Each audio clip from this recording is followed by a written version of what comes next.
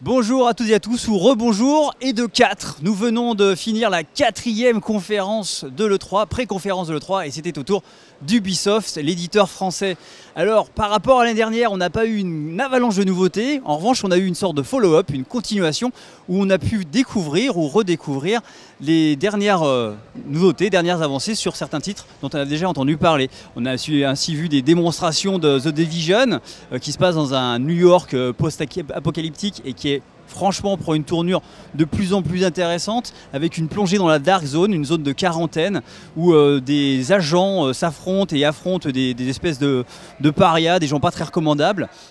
On a aussi bien sûr vu une petite cinématique du prochain Assassin's Creed, Syndicate, qui se passe dans une Londres victorienne absolument bluffante et splendide.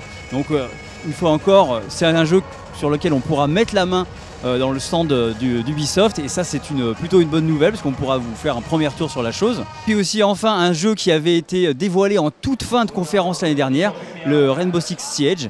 Là où en l'occurrence on a suivi une escouade qui est venue démonter, désamorcer une bombe dans une ambassade de France qui était aux mains de terroristes. Donc on a vu ça, c'était une démonstration en live avec la destructibilité de l'environnement, la possibilité de faire des choix tactiques, de défendre une position. C'était vraiment très bluffant, et une fois encore on aura la main, on pourra mettre la main dessus dans les jours qui viennent à l'E3, donc on vous fera un retour là-dessus. Mais évidemment il y a quand même eu quelques annonces et quelques surprises, des nouveautés. On va passer très rapidement sur un deuxième South Park. Cette fois-ci les enfants arrêtent de se prendre pour des chevaliers, ils passent directement aux super-héros. On a aussi, sans grande surprise, un Just Dance 2016 avec l'introduction d'un service de danse à la demande. En fait, il y aura un service de streaming sur abonnement où on pourra télécharger de nouvelles danses régulièrement sur de nouvelles chansons. On a aussi vu, et ça c'est une bonne nouvelle pour tous les fans de construction de villes, de gestion de villes, on a eu un Anno 2205 qui quitte la planète Terre pour aller coloniser la Lune. Alors avec une fois encore, pour l'instant on a vu que des démos sans vraiment de gameplay, mais ça a l'air plutôt chouette. Et puis on sait que la licence Anno est quand même a une belle maîtrise derrière elle.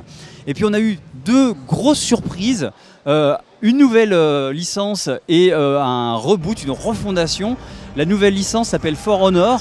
Alors c'est assez difficile à expliquer, c'est en fait un jeu où on va incarner un chevalier, un samouraï ou un viking, et on va se retrouver dans des batailles épiques où on fera des duels et des combats à l'épée assez sanglants. Ça a l'air assez viril comme jeu, et ça a l'air très prometteur et très beau. Alors on verra ce que donne le gameplay plus tard. Pour l'instant ça a juste été dévoilé, mais c'est vrai que c'est assez séduisant et que la bêta en tout cas arrive bientôt. Et puis enfin donc le reboot, c'est un nouveau Ghost Recon qui s'appelle Wildlands et qui va dans la tendance des derniers jeux comme The Crew d'Ubisoft, concilier du massivement multijoueur, en tout cas du multijoueur, et un monde largement ouvert où on pourra en fait avoir l'embarras du choix sur comment approcher un objectif, quand l'approcher, de quelle manière l'approcher. Et ça aussi, ça a l'air assez sexy. Donc une conférence plutôt plus posée que l'année dernière de notre première impression, mais avec de beaux jeux, des jeux qui ont l'air assez sympathiques. Et on dirait qu'il nous a un peu plus plu que celle d'EA qui était assez plate. Vous pourrez voir la vidéo d'EA aussi d'ailleurs sur la conférence d'EA si vous le voulez. En tout cas, si vous voulez avoir plus d'informations sur les nouveautés de l'E3 et plus spécifiquement de la conférence Ubisoft, allez faire un tour sur 01net.com, les articles arrivent, et puis sur 01net TV pour avoir des détails en vidéo. En tout cas, nous là, il nous faut nous dépêcher, on va attraper un sandwich et foncer à la conférence Sony qui est la dernière de la journée.